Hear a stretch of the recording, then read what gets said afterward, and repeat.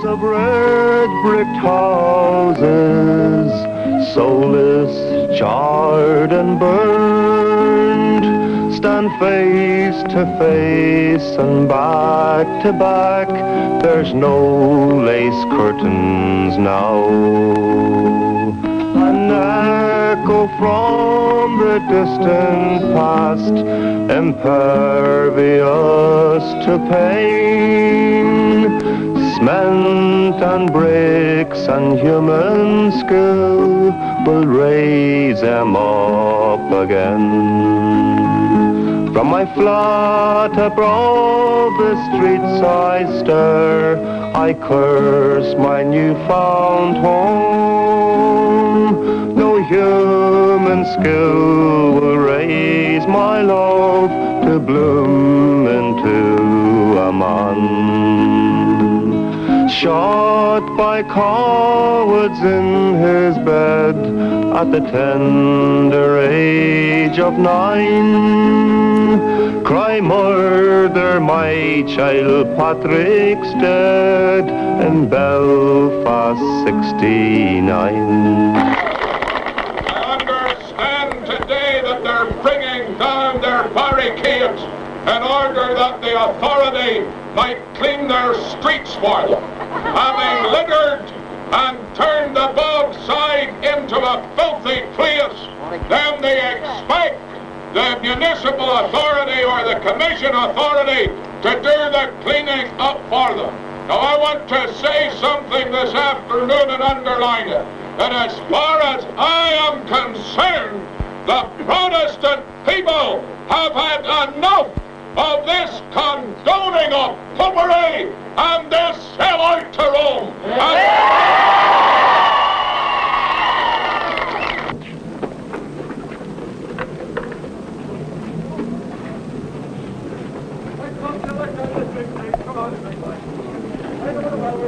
On August 15th, 1969, British troops began arriving in Northern Ireland with the announced aim of keeping the peace between the two communities.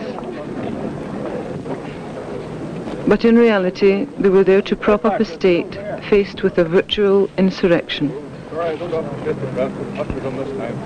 The civil rights movement had suddenly become irrelevant. After August, it was too late for reforms. Following the failure of the 52-62 campaign, which failed fundamentally because it didn't have the mass support within the nationalist ghetto areas of the occupied North, there was a reanalysis, and because of a certain amount of demoralisation which resulted from that failure, there was a reformist element which gained control of the movement. As a result, in 1969, when the nationalist ghetto areas of the occupied North were attacked by loyalist extremists, the Republican Army was not in a position to defend the nationalist people, and initially there was a sectarian response to those attacks, and the armed ability of the nationalist people was built up. However, those people who had initially formed the political core of the Republican Army, reanalysing that situation, that is the 1969 crisis, realised that the sectarian element was merely a symptom of British imperialist rule, and consequently it was a necessity to reanalyse a response to that symptom. This led to the emergence of what became known as the Provisional IRA, and the Provisional IRA was to be distinguished because it advocated the necessity of an armed struggle to be directed at the main core of the problem, which was British imperialism, and not a reformist approach to sectarianism, which was merely a symptom of British imperialist rule.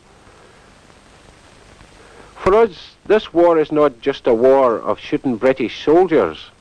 It is also about coming to a final political objective, which is the creation of a 32-county democratic socialist republic to be controlled by the ordinary people for their own benefit.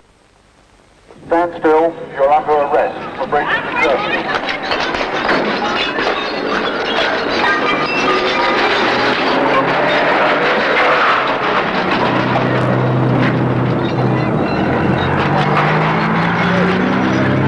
As I speak to you, the security forces are very fully engaged in the task of dealing effectively with the lawbreakers in our community.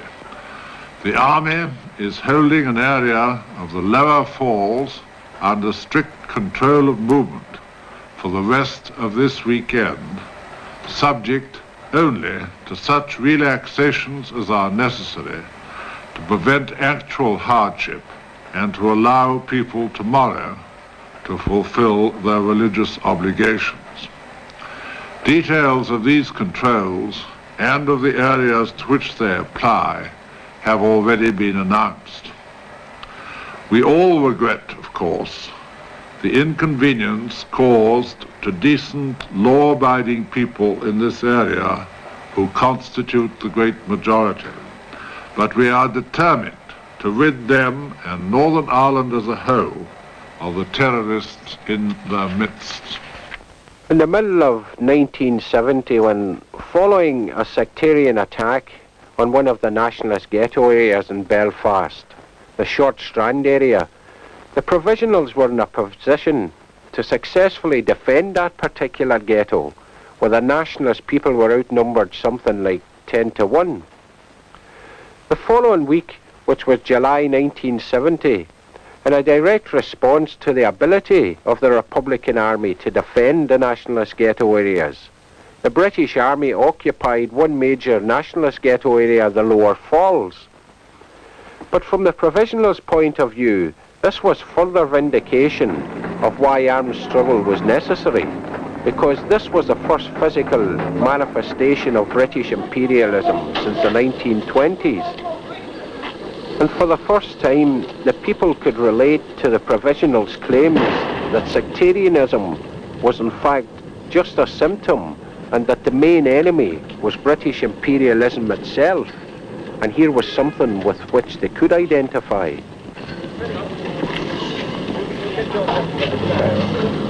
I was down at the corner of Marshton Street about 20 past 12 on Friday night or Sunday morning. Couldn't get home to my own home. It was only around the corner at Murdoch Street. Seen a man getting shot down, shot through the head by the Scotch troops at the corner of Tree Road. And the ambulance was about 20 minutes coming, and I had trouble getting out with the man. I think the man has since died. Going to chapel this morning, we were searched 4 guards, and they weren't even going to let us out to go to chapel this morning. It was like hell opening for sinners. It was shocking. It was worse than the Battle of Mons. They're going into the houses and wrecking the houses and all. And if you seen that man's house, you could cry your eyes out looking at it. Friday night at 6:15, my wife took bad. She was badly hit with tear gas. She was taken to Royal Victoria Hospital very ill, along with, she was expecting a baby. Baby was born at 3:15 the next morning. Baby's still very ill, along with the wife. I was taken at gunpoint from my house. Yes, I was taken at gunpoint over to Royal Victoria Hospital. Taken into Royal Victoria Hospital to see my wife, and they were standing there with the guns on me at the corner. At the very bed where my wife was lying, and they had their guns on me. They marched me like a trooper down the street again. They got me to the bottom of the street and stood me up against the wall and searched me. Made me lie on my face. Then they took me around to the house. When I come round to the house again, they wrecked my home. I had just come round to the house again, they were just away. They wrecked my home. Dogs that I had for other people, they set them free. Baby's clothes, the meter, beds, they tore them apart. The food, they spread it all over the place, searching for it. They went upstairs, bunk beds, took them down. They took the wife's bed down, wardrobes, took all that down. They broke the windows in the back. They're animals, nothing but short, just animals. The Scotchmen were walking down the street and they're walking by, they got the wee van outside the door, couldn't do enough depredation. They broke every window in the van. They said this will stop bullets. Then they kept boasting, we'll fix the ARA, we fix the ARA. 4,500 of them, armed with tanks, machine guns, the lot, Saracen cars. They fixed the ARA. 20 or 30 brave men with guns who they tried to murder, which they have murdered, and which they'll continue to murder.